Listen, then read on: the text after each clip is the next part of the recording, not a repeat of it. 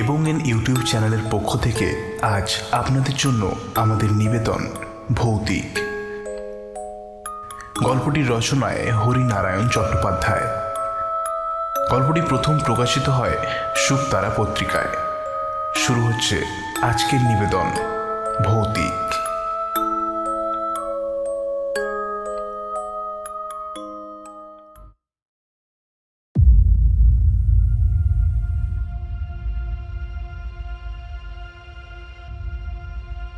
ইদানিং অনেকদিন সমরের সঙ্গে দেখা হয়নি। শুনেছিলাম পরীক্ষার পর সে বাইরে কোথাও বেড়াতে গেছে।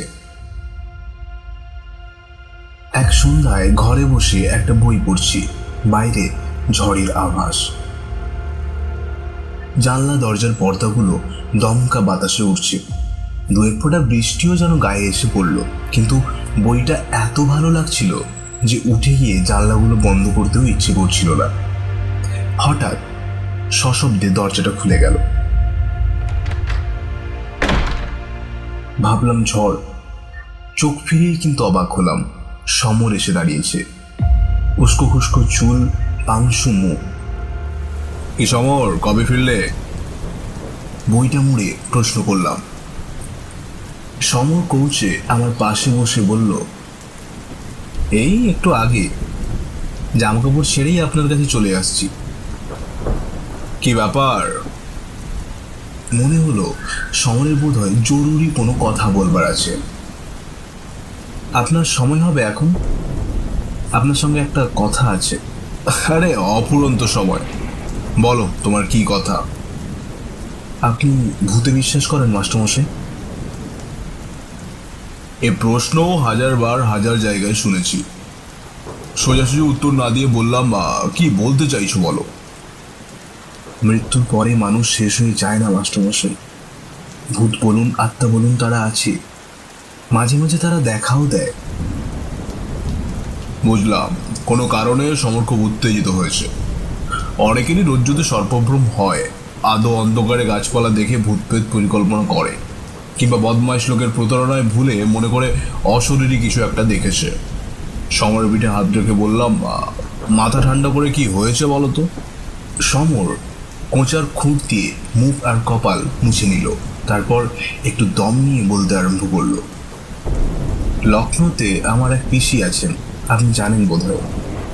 হ্যাঁ, তোমার কাছে শুনেছি। তিনি কোন এক স্কুলের শিক্ষিকা, তাই না?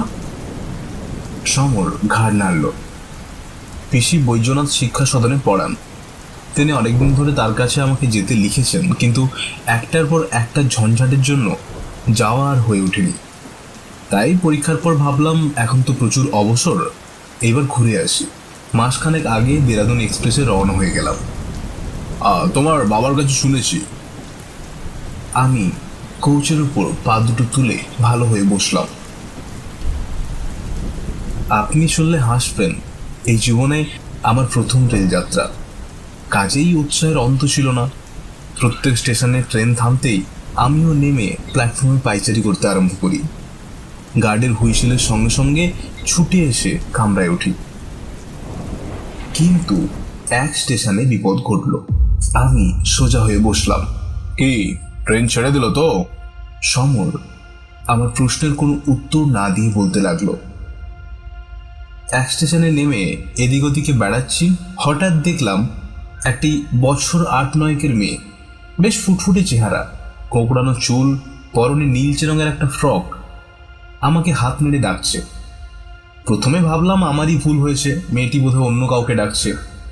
এদিক ওদিক চেয়ে দেখলাম না, আর কেউ তো ধারে কাছে নেই। মেয়েটিকে বাঙালি বলেই মনে হলো। প্ল্যাটফর্মের ওপর বেশিরভাগই অন্য জাতের জটলা।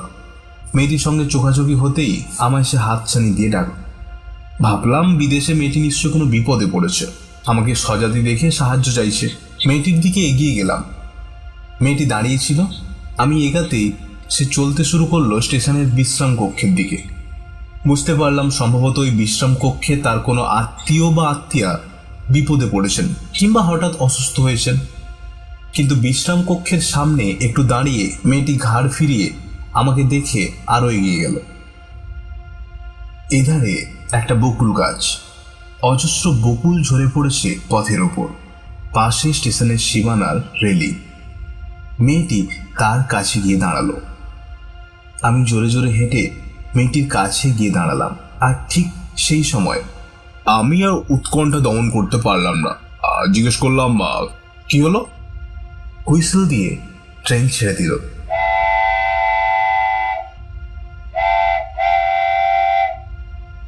এদিকে চেয়ে দেখি মেয়েটি উধাও। এক নিমেষে যেন মুছে গেল। আমি ট্রেনের দিকে ছুটলাম, কিন্তু ধরতে পারলাম না।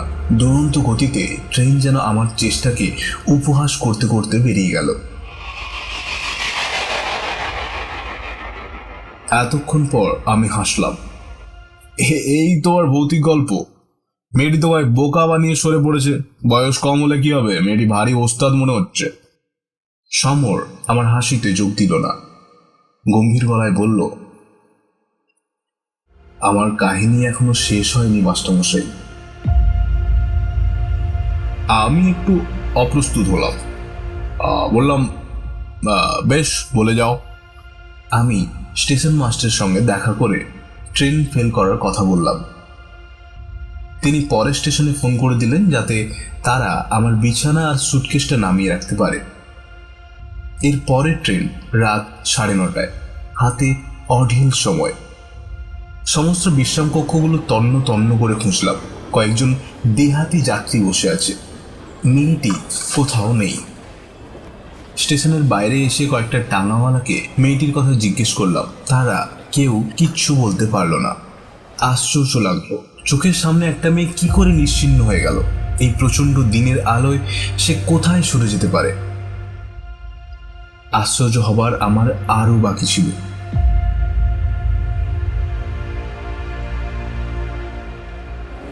রাত 7টা নাগাদ সারা স্টেশনে হইচই। সবাই খুব ব্যস্ত। গিয়ে খবর নিয়েই চমকে উঠলাম। দেরাদুন এক্সপ্রেসের সঙ্গে এক মালগাড়ির ভীষণ ধাক্কা লেগেছে। অনেক লোক আহত হয়েছে, মারাও গেছে বেশ কয়েকজন। আপাতত সব গাড়ি বন্ধ। দু একটা রিলিফ ট্রেন সাহায্য নিয়ে ছোটাছুটি করছে।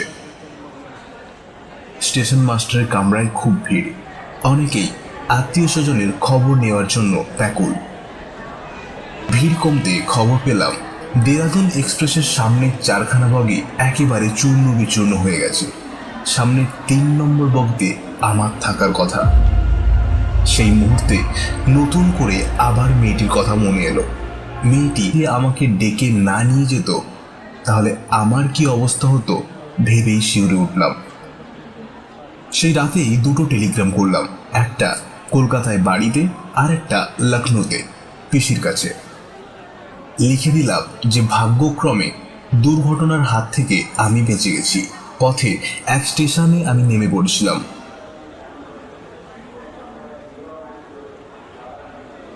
লাইন ঠিক হতে দিন 2 লাগলো। আবার একদিন লখনৌ রওনা হলাম।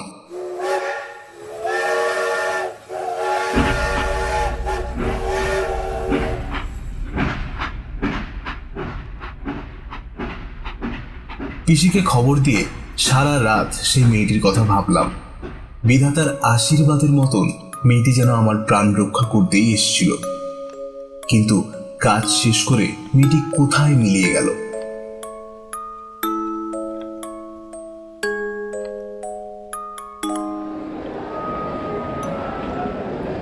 পরের দিন 11টায় লখনৌ পৌঁছালাম।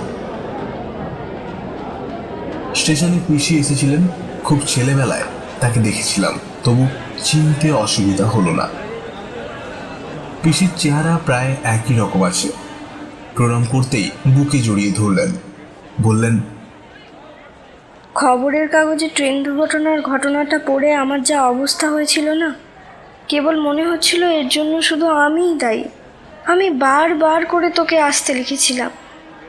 তারপর তোর টেলিগ্রামটা পেয়ে যেন ধরে প্রাণ এলো। কি ব্যাপার বলতো? সব ব্যাপারটা বললে পিসি হয়তো বিশ্বাসই করতেন না, বিশেষ করে তিনি যখন স্কুলে বিজ্ঞান পড়ান। কাজেই মেয়েটির ব্যাপারটা বেমালুম চেপে গিয়ে বললাম, চা খেতে একটা স্টেশনে নামতে ট্রেন ছেড়ে দিল পিসি। ছুটে গিয়েও ট্রেনটা ধরতে পারলাম না। পিসি স্বস্তির নিঃশ্বাস ফেলে বললেন, উফ, ভগবান তোকে বাঁচিয়েছেন। জন্ম জন্ম ধরে যেন তোর চা খাওয়ার নেশাটা থাকে। দুজনে টাঙ্গায় উঠলাম।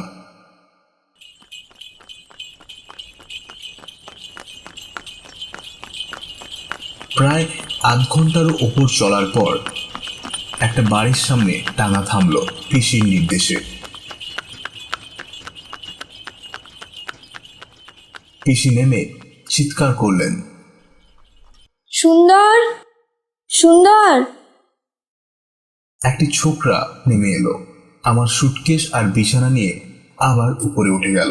পিসির পিছন পিছন আমিও উপরে উঠলাম। মাঝারি সাইজের একটা ঘরের দিকে আঙুল দেখিয়ে পিসি বললেন, ওই ঘরটা তোর, যা জামা কাপড়টা ছেড়ে নে, আমি বরং তো জল খাবারের বন্দোবস্তটা করি।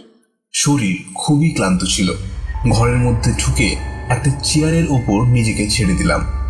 এক কোণে একটা টেবিল, তার উপর বাতিদান, একটা আলনা, ছোট্ট একটা খাট, দেওয়ালে গোটা তিনেক ছবি। সামনের ছবিটার দিকে চাইতেই সমস্ত শরীর বিদ্যুৎ পৃষ্ঠের মতন কেঁপে উঠল। উঠে দাঁড়িয়ে পড়লাম। মনে হলো ভয়ের কালো একটা ছায়া আমাকে আবৃত করার চেষ্টা করছে। তাড়াতাড়ি বাইরে এসে ডাকলাম, পিসি, পিসি। পিসি বোধ হয় নিচের রান্নাঘরে ছিলেন। কোনো সাড়া পেলাম না, কিন্তু পিসিকে আমার একান্ত প্রয়োজন।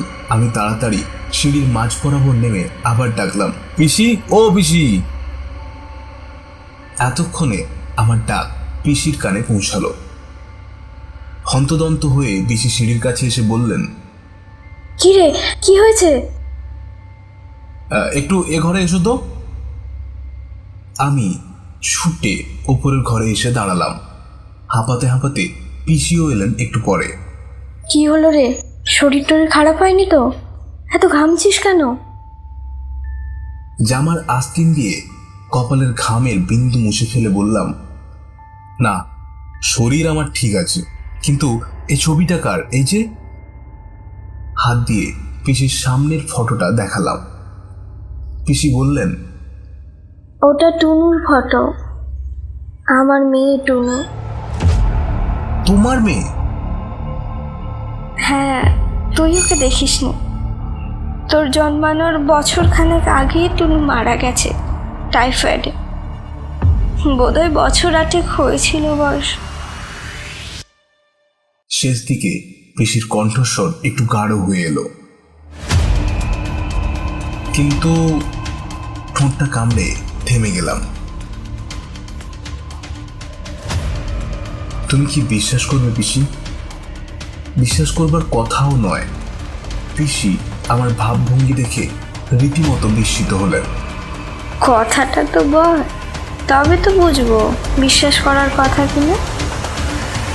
টুনুদির সঙ্গে আমার দেখা হয়েছে পিসি। আমার কথা শেষ হওয়ার আগেই পিসি ধপাস করে চেয়ারে বসে পড়লেন। ভাবলেন নির্ঘাত ছেলেটার মাথা খারাপ হয়েছে। একটু একটু করে সব বললাম। যখন শেষ করলাম, পিসির চোখ দিয়ে টস টস করে জল পড়ছে। পিসি বিজ্ঞান পড়ান, কিন্তু একটা কথার প্রতিবাদও করলেন না, কিছু অবিশ্বাসও করলেন না, শুধু বললেন, টুনুই তোর প্রাণ বাঁচিয়ে দিয়েছে।